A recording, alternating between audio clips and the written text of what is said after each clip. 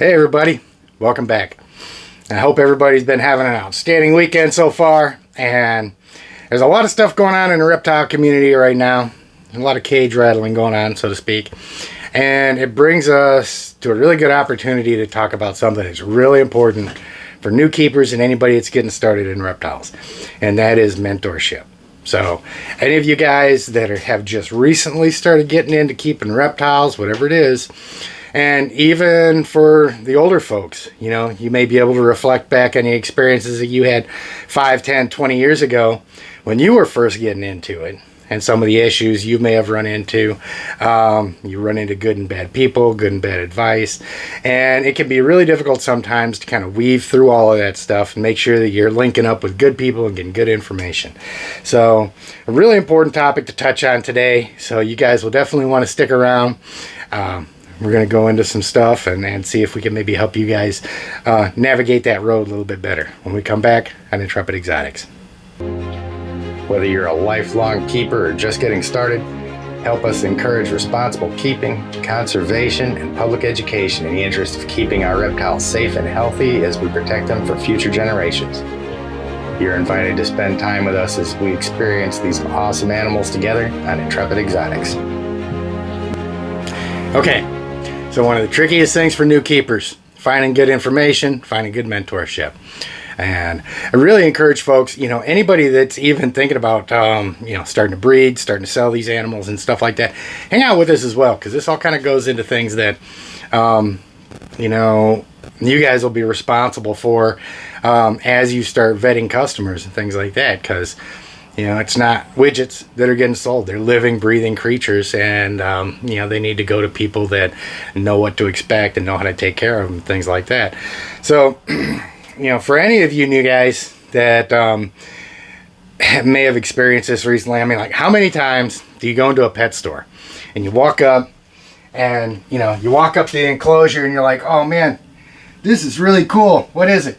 And the first thing that the person says is, oh, yeah, that's an awesome snake. We got a special on those right now. It's like 25% off. You know. And then you may go in and start handling them a little bit. And you're like, oh, okay, I got this. And the guy just rings you up and sends you out the door. And that should be a red flag to anybody selling any kind of animals. You know, if somebody's walking up and they're going, oh, this is cool. What is it? You know they don't know the animal. You know they don't know anything about how to take care of it. And, you know, a lot of times new keepers don't even know any better. You know, they can just look at the environment and say, okay, yeah, he's good. That's all I need to know about him. You know, what does he eat? And they can just start running into so many problems. And, of course, with reptiles, once you get one, you get two, you get three. And, you know, some of us end up using up all of our extra space on reptiles. So say, for instance, you go in, you're like, okay, I want to check this snake out. You open it up, and he's kind of running all over the place like this one is. Come on. Come on. Come on. There you go. King snakes. These little colubrids, they are notorious little runners. They've got so much energy. I mean, they're kind of like a tiny reticulated python. This Monty will do pretty much the same thing, except she's like 60, 70 pounds. But, you know, you get these animals out, and you start interacting with them a little bit, and you're like, oh man, this is easy. But then you look over and you see something else, and you're like, oh man, this one's all over the place. Let me go see what else you got. So you put this one back.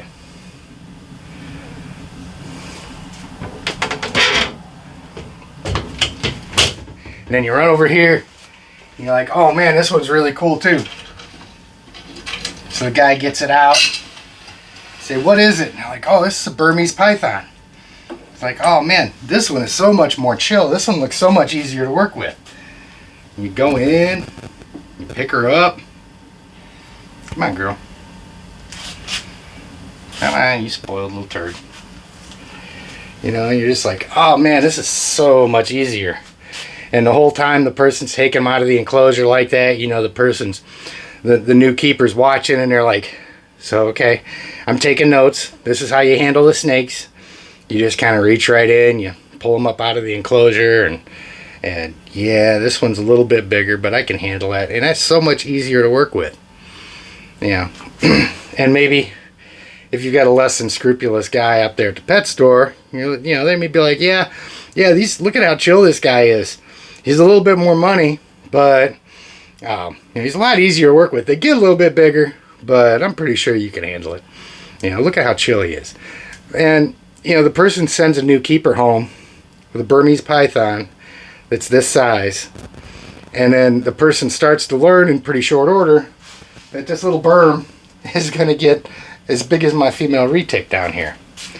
And now all of a sudden, you've got to kind of jump through hoops, and you've got to crash course yourself on, you know, what you need for housing, what you need to be able to handle them, how to handle them, things of that nature. And I think a lot of newer keepers kind of get in trouble like that. I think a lot of people kind of get suckered into buying things that they may not be ready to buy. You know, and don't get me wrong, I don't envy breeders at all, because I mean, that's one of the reasons why I don't breed, is because I don't want my livelihood to depend on selling animals. You know, if I can't find enough responsible keepers that month to pay my bills, what do? Gotta go get a different job, because I'm not going to just hand off animals to people that can't handle them. Not everybody's like that. Not everybody that breeds and sells. And I know some really awesome breeders that are really on point with this stuff. But I love this girl. She's so sweet.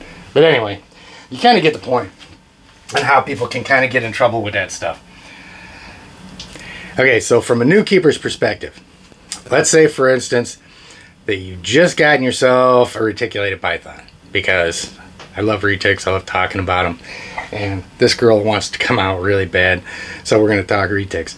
But, you know, say for instance you just came from a pet store, they sold you a retic, they didn't prepare you for it, and all of a sudden, a year or two later, you know, now you've got an 8, 10, 12-foot snake, and you really don't know. You know, you're starting to get nervous because it's such a big animal, and you get online and you start learning as much as you can about it.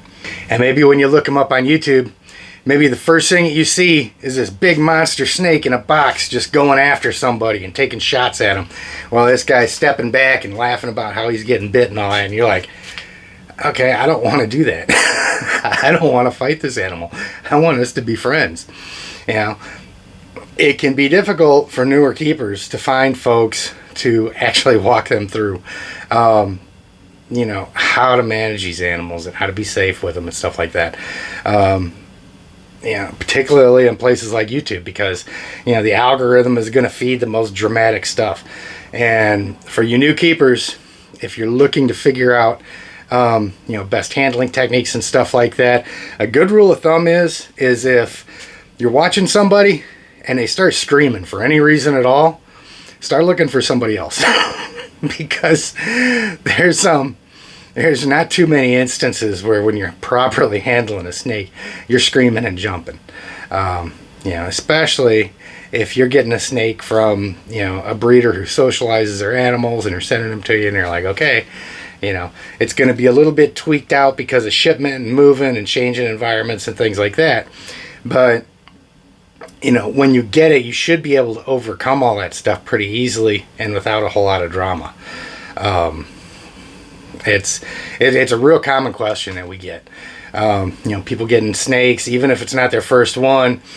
It's kind of funny because, like, I had retics before I started working with anybody else's retics, and my animals were so easy to work with. You know, and then you start working with somebody else's stuff that maybe doesn't get enough attention, then you're like, man, this is an entirely different animal. And sometimes that can happen with newer keepers. You get, you know, you may have a couple snakes that are really easy to work with, and all of a sudden you get a new one, and it either doesn't want to eat or it doesn't want you in its enclosure. You're having a hard time, you know, making friends with it and so forth. So, as a new keeper looking for answers, where do you go? Who do you talk to? You know, if you're anything like me and the area that I'm in, there's not a whole lot of people that are really into reptiles out here.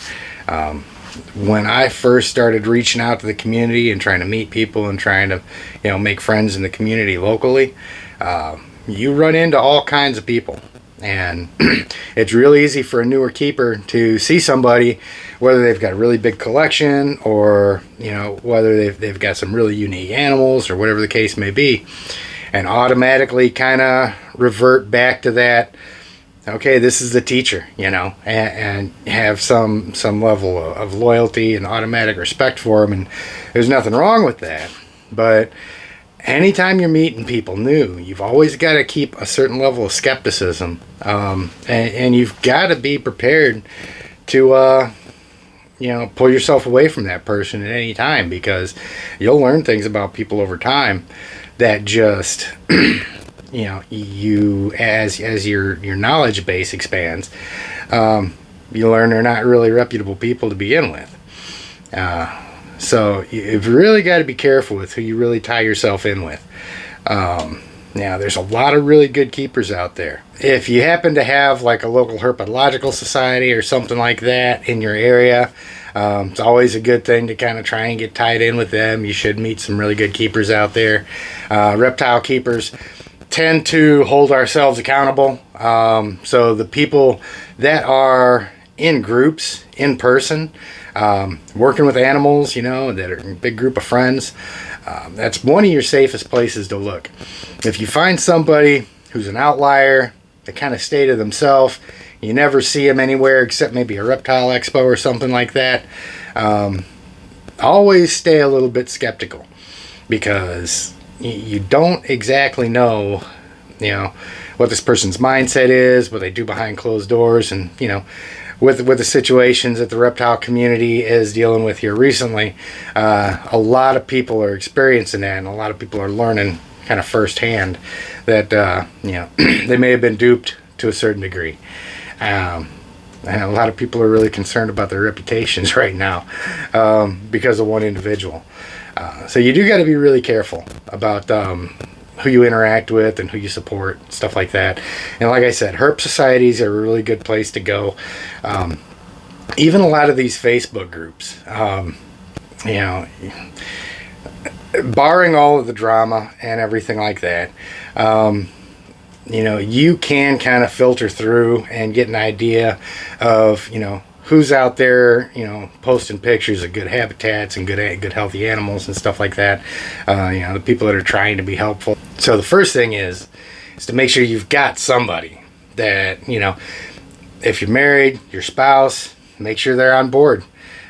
Make sure they know what to do if something bad happens, how they can help you, how they can help the animal. If something happens, you got to go out of town, or you get hurt or something, somebody's still got to be able to take that animal out and feed and everything. So, you've got to have somebody. So if you can work that out before even getting into them, then, that's preferably the way to go. But, like I said, there again, if you're making new friends in the community, always be kind of skeptical and keep an eye on people, because, there's good and bad people in everything. And you don't want to expose yourself, like I said, to bad people just because you're looking for that partner. Now, you'll find a lot of times what I look for with, people that I'm going to really talk with about these animals and partner with and doing stuff with, is really how their animals act and how they interact with them. If you see somebody and they're not looking like they're even comfortable with their animal, but their ego is not letting them admit that they're not as skilled as they claim to be, maybe you guys need to just have a heart-to-heart and say, you know what, looks like you're having problems too. Why don't both of us look for somebody to help us? So that's kind of a red flag.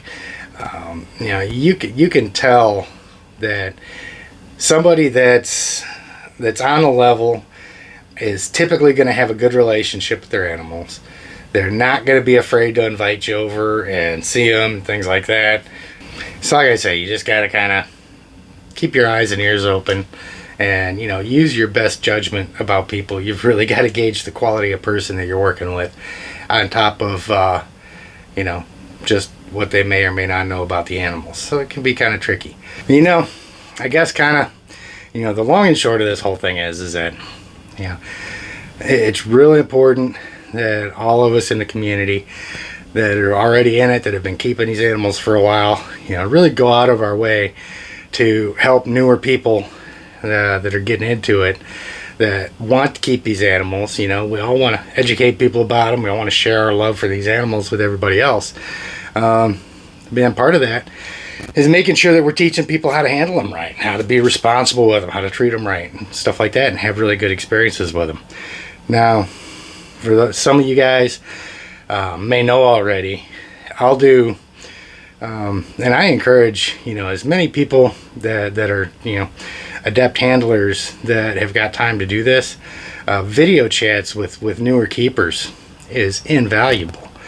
I've had a lot of times where, people have had hatchlings or whatnot, or bigger snakes, and they send me a message. They're like, man, every time I go in here, they're striking at me. They're getting mad at me.